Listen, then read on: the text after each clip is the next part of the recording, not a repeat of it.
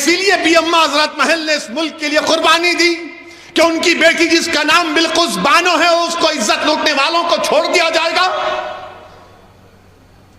कौन है बिल्किस बानो? 2002 में बिल्किस बानो को गुजरात के उस प्रोग्राम में, जेनोसाइड में, बिल्किस बानो को उसके पड़ोसियों ने उसकी इज्जत लूटी।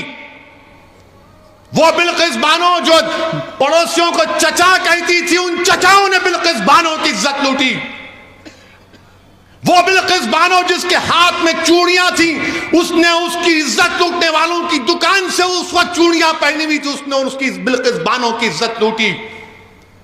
बिल्किस बानो हामिला थी जब उसकी इज्जत लूटी गई। बिल्किस बानो की 3 साल की बच्ची थी जिसको उसकी सामने उस 3 साल के बच्ची को लेकर उसके सर को पत्थर से मारकर कत्ल कर दिया गया। उसके बाद बारी बारी से जालिमों ने बिल्किस बानो की इस्मत रेजी की। बिल्किस बानो के सामने उसकी मां को और 4 रिश्तेदारों की इज्जत लूट कर उनका कत्ल कर दिया गया। बिल्किस बानो बरहाना हो चुकी थी, कपड़ों का टुकड़ा लेकर आदिवासी भाइयों बहनों के पास भागते छुपते फिरी, वो कपड़ा दिए। बिल्किस बानो के शौहर ने अपनी बीवी को हिम्मत दिलाई। मैं सलाम करता हूं बिल्किस बानो के शौहर को। अल्लाह मुसलमान शौहरों को बिल्किस बानो के शौहर से हौसला हासिल करो कि उसने अपनी बीवी के इंसाफ के लिए अपने बीवी के हर तरह से मदद की।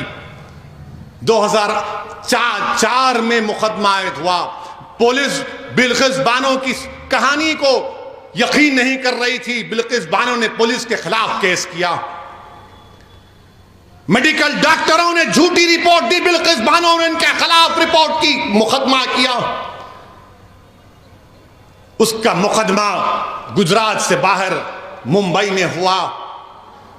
ट्रायल कोर्ट में सजा हुई, फिर बॉम्बे हाई कोर्ट में उनको सजा दी गई। मेरे अजीज दोस्तों और बुजुर्गों, 75 साल की आजादी का अमृत उत्सव मना रहे हैं और भारत की एक बेटी के साथ इस तरह का सलूक कर दिया जाता है कि अगर किसी की बेटी की इज्जत लूटी जाएगी और उसको कहा जाएगा कि क्या तुम राजी हो कि तुम्हारी बेटी की इज्जत लूटी गई, उसकी बेटी को कत्ल कर दिया गया, उसके पेट में जो हमल था वो जाया हो गया, उसको चंद साल के बाद छोड़ दिया जाएगा, तुम राजी हो? तो कोई बाप, कोई मां, कोई भाई, कोई बहन तैयार नहीं होगी, कोई इंसान तैयार नहीं होगा। जिसके दिल में इंसानियत जिंदा होगी वो कहेगा कि नहीं, ऐसे जालिमों को जेल में सड़ाना चाहिए।